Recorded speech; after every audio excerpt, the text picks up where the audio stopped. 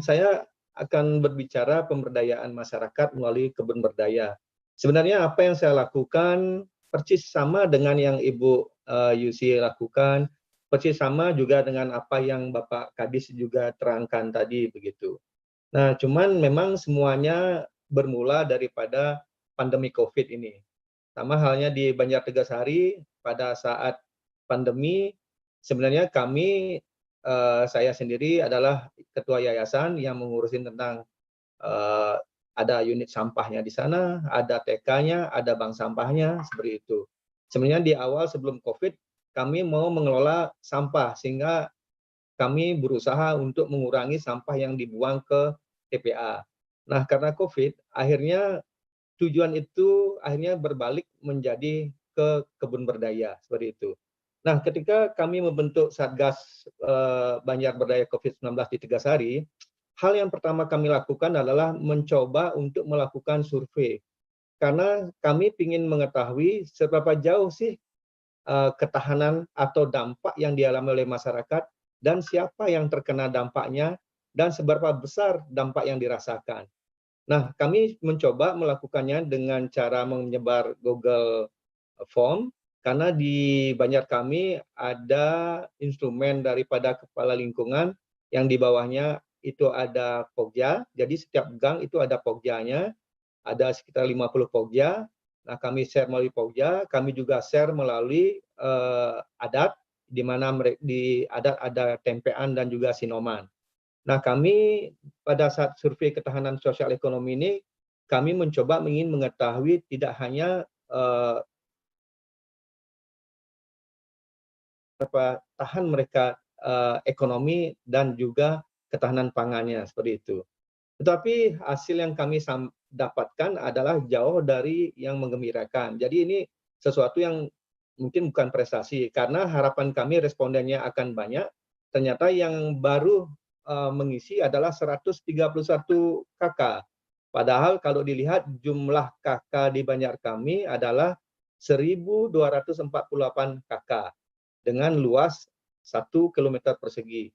Jadi ini mungkin hanya 10% daripada jumlah penduduk yang ada di lingkungan Banjar kami yang betul-betul ingin memberikan datanya secara uh, sadar dan mungkin merasakan ada manfaatnya, seperti itu. Tetapi ya kami karena dengan data yang ada ya kami tetap melakukan uh, artinya pemetaan.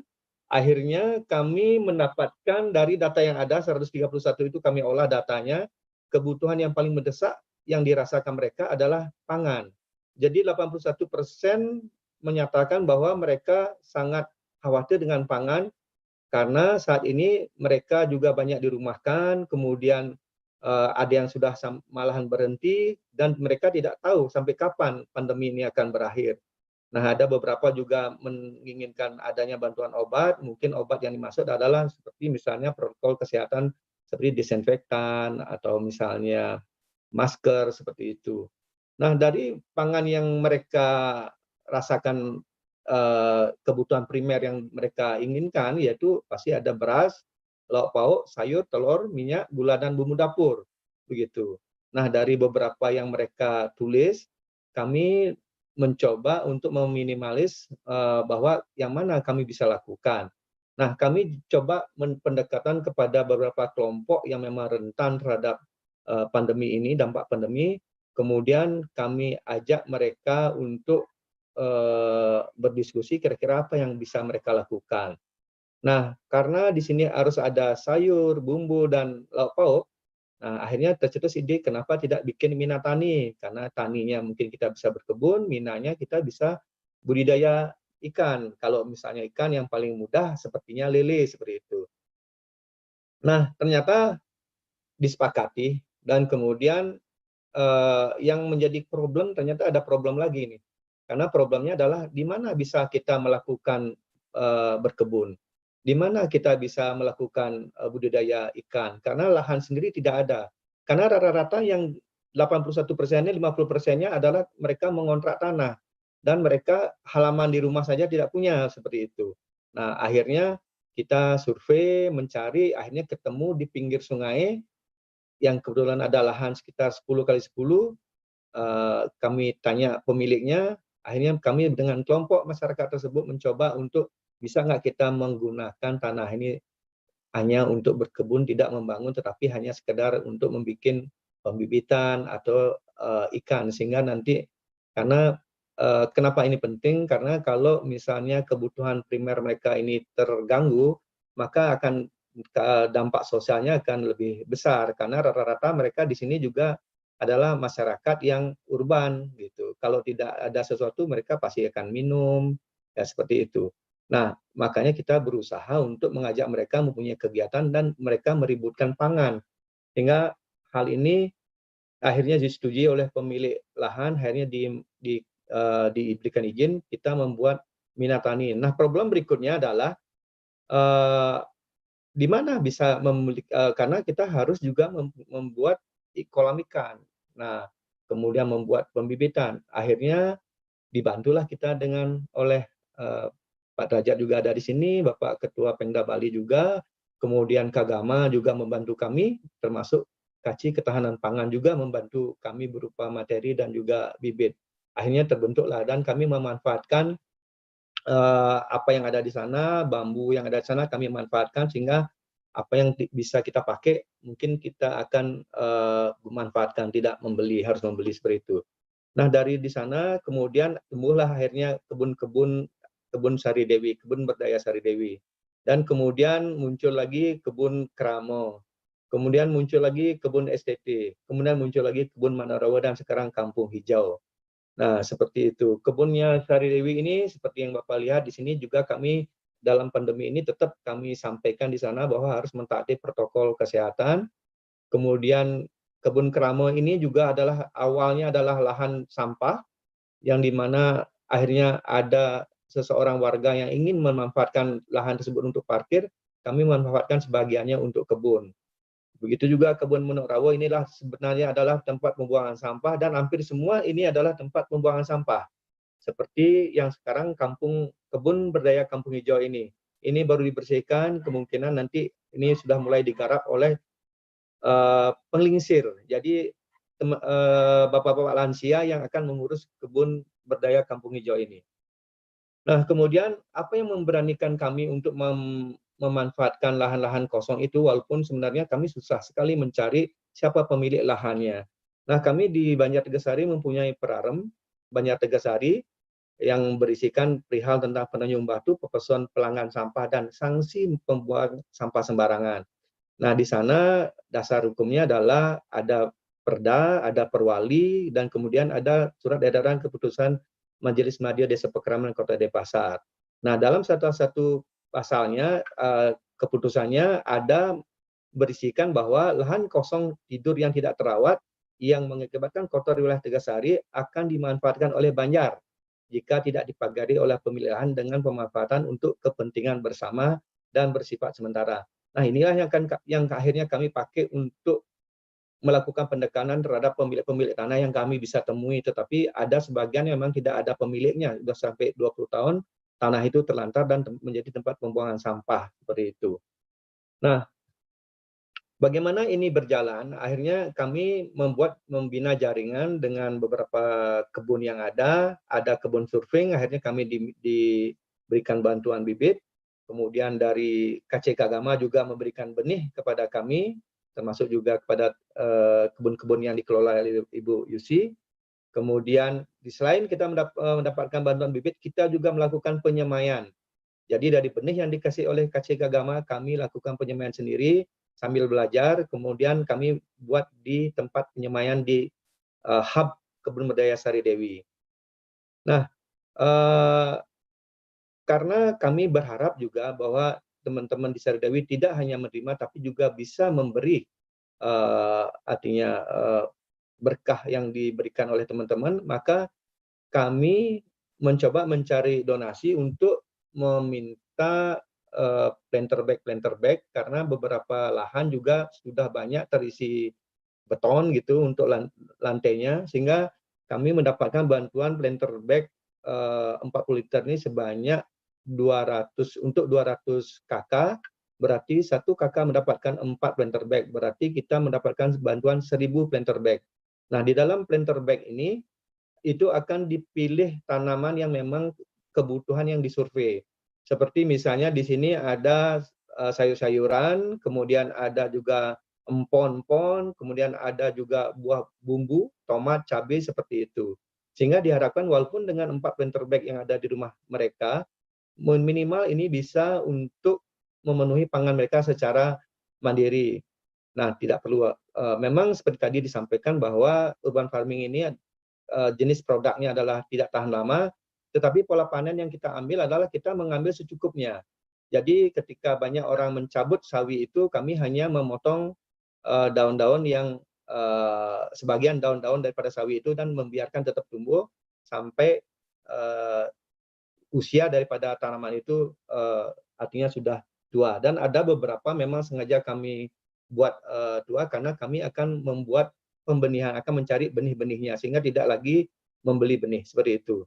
Nah, beberapa kegiatan ini kita lakukan pembagian planter bag bersih tanaman yang tadi sudah diberikan panduannya. Masyarakat di sana bekerja bergotong royong untuk mencari media tanamnya dan memberikan kepada masyarakat, dan ini adalah yang menerima manfaatnya beberapa ibu-ibu atau rumah tangga.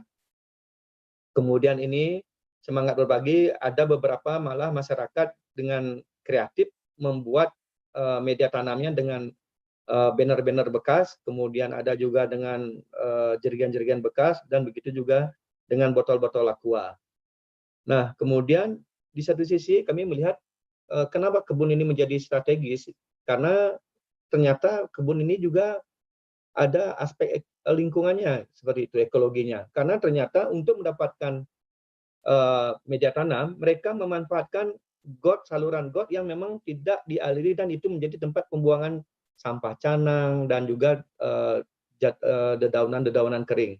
Dan ini ternyata sangat subur sekali, dan itu dijadikan sebagai media tanam, dan akhirnya 1.000 planter bag itu berhasil disebar ke rumah tangga.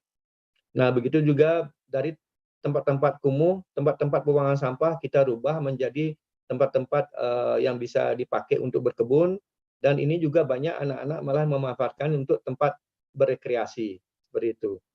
Nah, ini kebersamaan yang tumbuh dengan adanya kebun berdaya. Jadi kebun berdaya itu bukan hanya menanam, tetapi juga ternyata meningkatkan rasa sosial mereka, rasa kebersamaan dengan senasib, persamaan nasib seperti itu.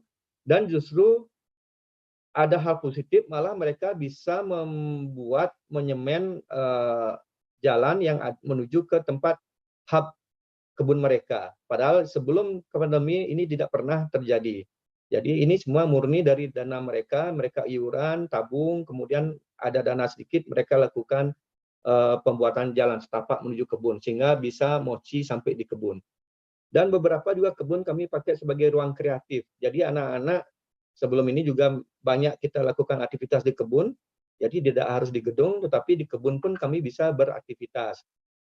Nah, seperti anak-anak ini, anak-anak sanggar kami yang kami lakukan berkebun, semua dengan tema yang apa yang ada di sana, tetapi membahas tentang lingkungan, seperti itu. Dan kemudian kemarin juga kami jalin kerjasama dengan beberapa komunitas, seperti ada pemutaran film, jadi kami menganggap bahwa masyarakat Banjar kami bisa melihat dunia dari Banjar. Kenapa? Karena komunitas-komunitas luar ini yang kita panggil ke Banjar, dan mereka menceritakan apa yang terjadi di luar. Seperti dengan film yang ada di sini, mereka mendapatkan film-film bukan dari Indonesia tapi dari luar yang semua berisi edukasi. Nah, ada ruang-ruang kreatif juga, kami juga mengadakan sejenis talk show ini di kebun juga, dan ini juga menjadi menarik karena kami membahas tentang pemberdayaan. Nah, kami juga melakukan edukasi, jadi berkebun itu sebenarnya tidak mahal, berkebun mestinya harus murah. Kenapa? Kami berusaha memanfaatkan seperti Mbak Yusi bilang tadi, bahwa pupuk tidak harus membeli, tidak harus ada membeli, semua bisa kita usahakan sendiri. Seperti misalnya untuk pupuk yang ada di kebun, kami hanya memakai gedebong, papat pisang, ya, kemudian ditampur dengan gamal, kemudian kita campur dengan gula, dan ditambah dengan kompos. Dan ini kita bisa pakai selama 8 bulan. Jadi tidak perlu beli pupuk untuk merawat tanaman yang ada di kebun. Seperti itu. Nah, kami juga melaksanakan pelatihan kemarin, workshop. Jadi kami bilang dengan kebun berbagi. Jadi bagaimana mungkin dari basic mengenal tam salapot dan bola-bola benih seperti itu. Dan ternyata yang mengikuti juga banyak di sini. Nah, terakhir kami mengajak ibu-ibu, karena kemarin yang kita ajak adalah bapak-bapaknya. Sekarang saya mengajak ibu-ibunya untuk mulai mengelola sampah. Jadi akhirnya tujuan kami untuk mengelola sampah bisa terpenuhi. Sekarang ibu-ibunya lebih mudah kami kumpulkan. Nah, sekarang mereka sudah mempunyai kelompok, mereka sudah punya divisi edukasi, mereka sudah punya divisi bank sampah, mereka sudah mempunyai divisi untuk kompos.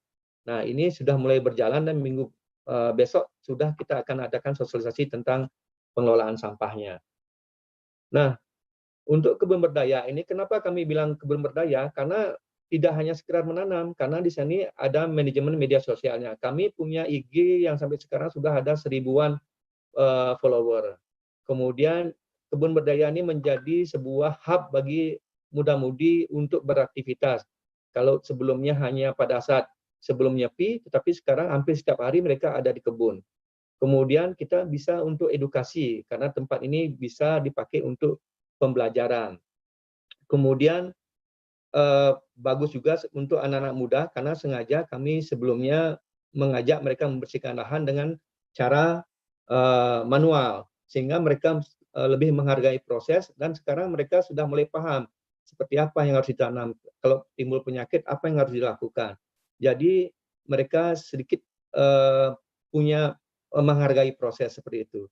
Kemudian kekuatan daripada kebun budaya ini adalah kolaborasi, karena kami juga berkolaborasi dengan banyak pihak, termasuk juga yang jelas KC Kagama, kemudian KC Ketahanan Pangan, kemudian kami juga berkolaborasi dengan Kopernik, dengan Alam Santi, dan terakhir ini kami bekerjasama dengan Astra Group. Jadi Astra Group masuk CSR-nya ke Banjar kami dengan 4 pilarnya, yaitu edukasi, lingkungan, kesehatan, dan entrepreneurship. Jadi itu kedepannya akan kami garap untuk di Banjar, sehingga betul-betul apa yang kami lakukan bersifat holistik dan memang terintegrasi seperti itu.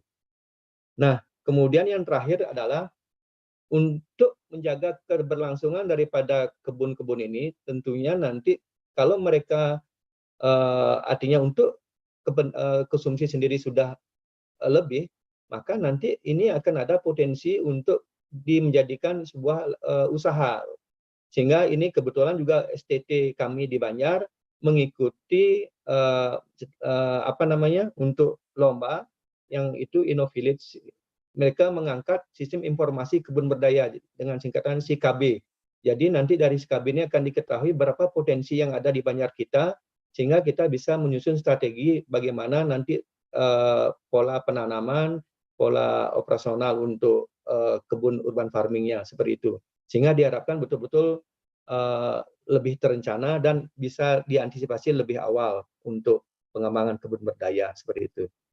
Nah, yang tadi adalah dari program tersebut, maka yang paling penting di sini adalah pendataan kepada masyarakat, kemudian kita akan coba nanti tingkatkan menjadi ada nilai ekonomisnya, dan terakhir kami berharap Tegas Hari ini betul-betul menjadi Banjar yang eco-green menuju kedaulatan pangan, seperti itu.